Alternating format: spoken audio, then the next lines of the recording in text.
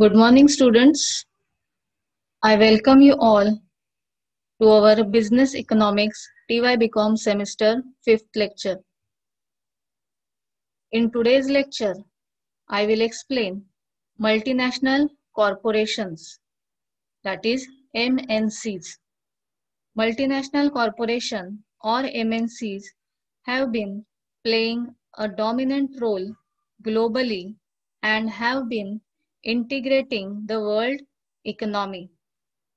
Their role and contribution to the process of growth and development of less developed regions are of controversial. MNCs have therefore evoked patience of an extreme nationalistic variety across the political spectrum. A multinational corporation is a corporation that has its facilities and other assets in at least one country other than its home country.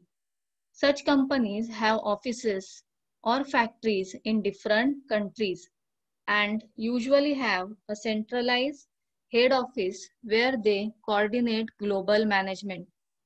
MNCs are now officially designated by the United Nations as transnational corporations or TNCs. There are many multinational companies operating in India since the British period. Some of the earliest MNCs are GE India, Stanchart, Hindustan Unilever, Castrol, etc. Subsequently, many more started operating in India. They include Microsoft, IBM, Nokia Corporation, PepsiCo, Nestle, Coca-Cola, Procter and Gamble, etc. Most of the MNCs concentrated in the production of consumer goods. So this is the meaning of multinational corporation. Now we will discuss the role and advantages of MNCs, which is also known as transnational corporations. First advantage is direct employment. The 100 largest TNCs provided employment to 14.3 million persons at home and abroad, though this represents only around 3% of the world's labor force. Employment in TNCs accounts for nearly 10% of the world's labor force. Employment in non-agricultural activities worldwide. Second advantage is indirect employment. TNCs also contribute indirectly to employment generation in developing countries through the backward linkages such as the purchasing of raw materials, parts of components from subcontractors and external suppliers. Third advantage is FDI, that is foreign direct investment. The top 100 TNCs control about 1/3 of the world foreign direct investment. More than 40% of MNCs assets are located outside their home countries, and MNCs provide investment that does not have to be financed by local savings, which can be used for building other assets in the country. Fourth one is the technology. MNC capital brings with it up-to-date technology which should be hard to develop domestically or even transfer to home-owned firms. Next one is the higher income. MNCs provide higher paying jobs than might be available to local inhabitants and thus raise the standard of living. So MNCs provide higher income to the people.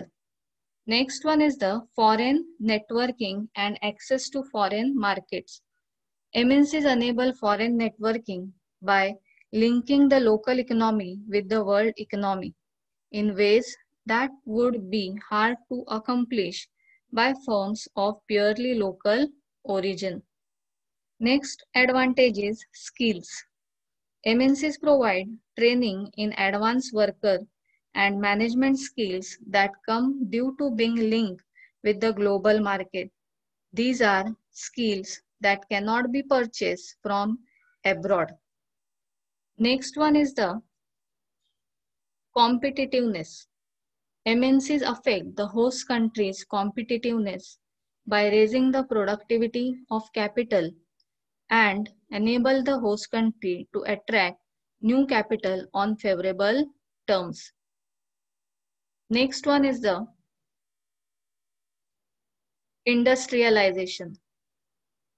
Many small countries could be said to have begun industrialization with MNC investments. Typically, such foreign direct investment begins with the assembly of components imported from the source country. Next one is the higher productivity. Firms with foreign equity participation have been found to exhibit much higher levels of productivity.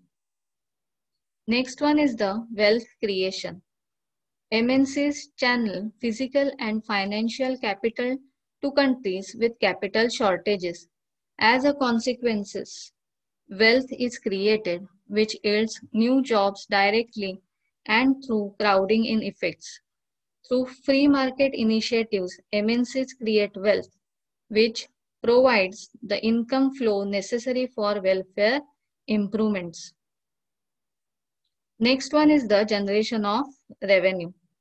New tax revenues arise from MNC generated income, allowing developing countries to improve their infrastructures and to strengthen their human capital. And last one is the infrastructure. MNCs have helped to build up the infrastructure of countries. They fill in the investment gap for much needed infrastructure. So, all these are the advantages of MNCs or TNCs. Moving further, next is disadvantages of MNCs. First one is the monopoly power. Some MNCs are larger and often more powerful than the countries they invest in and therefore seek to control policies in their favor. Second one is the limited skill development. MNCs only further low-level skill development in less developed countries.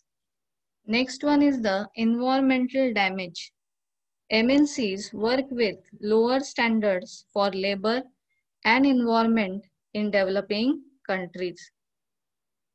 Next disadvantage is loss of revenue. Very often, they bargain for advantages in terms of tax rebates and tax holidays, thus depriving the governments of developing countries of much needed revenue. Next one is the exploitation. MNCs secure access to cheap labor and raw material from less developed countries and boost their own profits. Next one is the inappropriate techniques of production and products.